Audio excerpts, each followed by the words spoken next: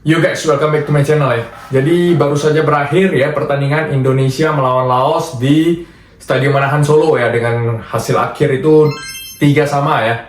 Dimana Indonesia seri ya setelah gol saling berbalas ya di babak pertama antara Laos, lalu dibalas oleh Kadek Arel melalui sundulan, lalu gol lagi dari Laos, lalu dibalas lagi Ferrari sebelum Indonesia kemudian kartu merah Marcelino, dan Indonesia sempat unggul 3-2 melalui lagi-lagi seorang Ferrari ya, dari kepala seorang Ferrari, lalu dibalas lagi oleh Laos menjadi skor menjadi 3-3 ya. Ini menurut saya ini kacau ya, kacau sekali permainan Indonesia ya, dimana kita lihat di starting 11 yang diturunkan itu Fasya, Rudian Kakang ya, Arel dan Ferrari, itu 3 back di bawah ya. Lalu di sayap kanan ada Arhan, dan di kiri ada Nitri Pamungkas ya.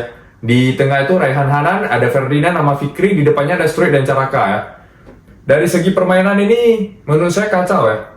Dimana kita kebobolan terlalu banyak ya, sampai 3 ya.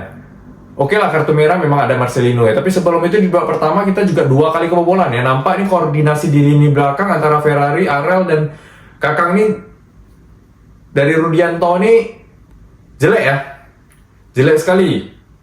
Beberapa kali kecolongan ya. Ini Kadek Arel ini back tengah, tapi kalau menurut saya lihat dia sering ketinggalan ya. Seorang Kadek Arel, ada jiwanya lebih ke depan. Memang seorang Kadek Arel ini menurut saya, dia lebih ke DM sih sebenarnya.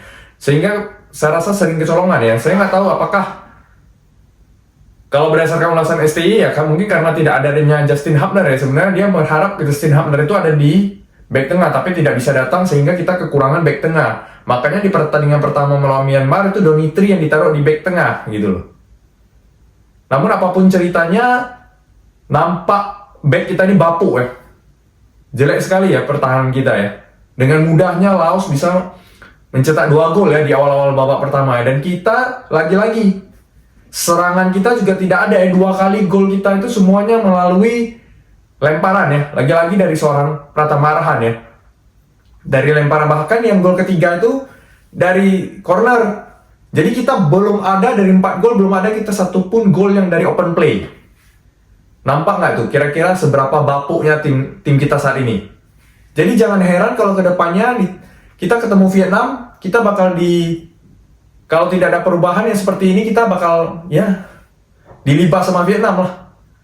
Bakal dicukur juga saya rasa oleh Vietnam kalau permainan kita seperti ini ya. Kita tahu memang ini tim U22, tapi kalau seperti ini permainannya ini udah terlalu kacau ya. Terlalu hancur dan terlalu absurd ya. Gimana menurut teman-teman? Bahkan seorang Marcelino sampai di kartu merah ya. Ini Marcelino lagi-lagi saya kurang mengerti ya dengan permainan dia ya. Apakah ini anak star syndrome ya? Setelah bagus selalu jatuh. Kemarin dulu kualifikasi Piala Dunia lawan Arab Saudi bagus, cetak 2 gol. Nah, di AFF ini malah jeblok ya. Mungkin karena dia merasa atau bebannya terlalu berat mau menggendong tim ini ya. Perasaan dia mau menggendong tim ini, jadi dia mau show off. Jadi permainannya malah cenderung kacau ya. Bahkan nggak terlihat sama sekali. Beda jauh dengan Rafael Struik ya. Rafael Struik kalau di tim nasional, di tim senior, itu nggak gitu kelihatan. Karena di cover oleh pemain-pemain bagus ya. Jadi dia nggak nampak, tapi di AFF ini luar biasa, 2 pertandingan 2 kali dia bermain luar biasa ya. Luar biasa bagusnya untuk seorang Rafael Struik. Bahkan bola itu kalau dari tim Myanmar dan tim Laos, bahkan tadi itu mau mengambil bola dari kaki seorang Rafael Struik itu aja susah. Baik dari body balance, dari kemampuan dia berlari, kemampuan dia dribbling, luar biasa ya, berbanding jauh dengan Marcelino ya. Saya ini agak kritis karena saya agak kecewa lihat dari penampilan seorang Marcelino ya. Harusnya dia bisa bermain lebih bagus dari ini harusnya. Dengan permainan santai. Maksudnya ya coba jangan show off lah.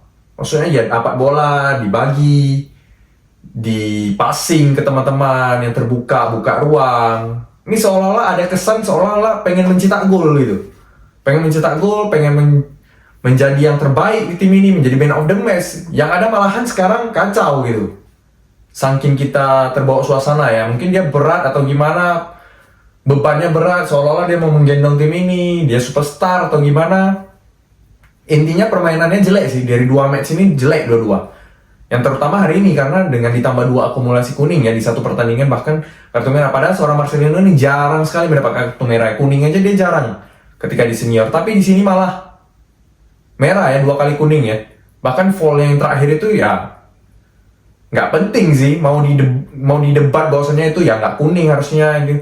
Tapi itu terlalu jauh sih, dari garis tengah tuh terlalu jauh. Dan memang tackle-nya terlambat gitu loh. Kalau dia menyadari bahwasannya dia sudah ada kartu kuning, harusnya dia nggak melakukan tackle itu sih. Kita boleh berkontroversi lah, itu harusnya nggak kuning. Tapi dari keadaan memang dia telat gitu loh. Dan dia sudah ada kuning sebelumnya. Harusnya dia lebih berpikir sih, lebih santai lah. Ya, kita lihat juga beberapa pemain diganti. Ya, bahkan untuk striker Hoki Caraka hampir tidak nampak di babak pertama ya.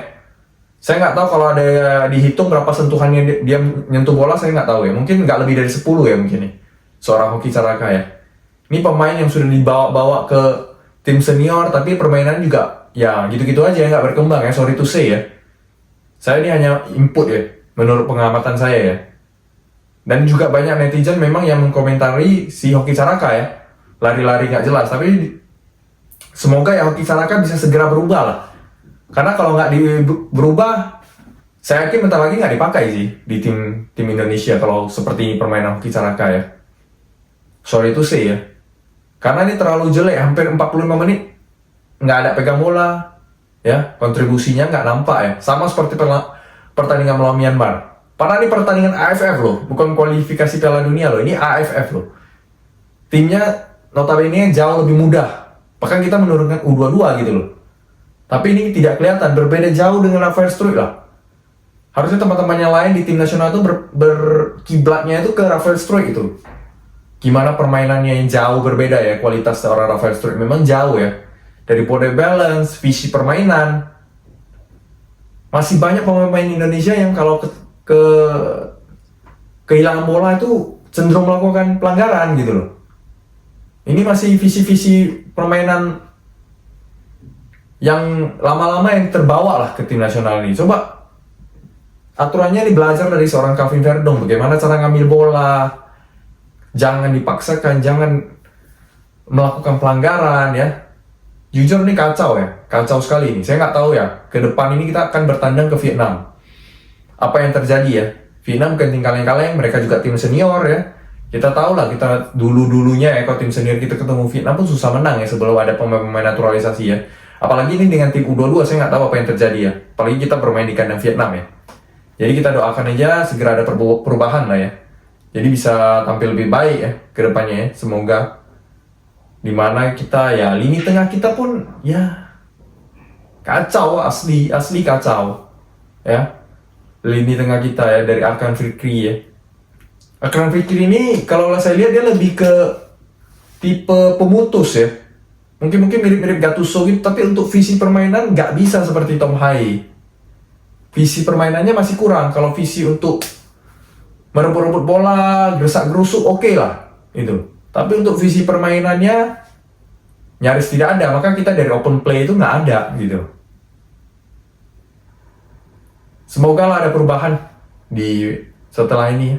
Dievaluasi oleh Sintayong tapi saya melihat dengan materi yang ada sih saya agak pesimis jujur aja ya. Tapi ya nggak tahu lah, kita doakan semoga saya salah. Semoga di pertandingan melawan Vietnam kita bisa lebih bagus, kita bisa menang. Ya. Gimana menurut teman-teman? Silahkan tulis di kolom komentar ya. Dan jangan lupa di like kalau di teman-teman yang menyukai video ini ya. Sekian aja video kali ini ya. Kita berharap semoga Indonesia dapat perkembangan untuk AFF ini. Oke, terima kasih dan ciao.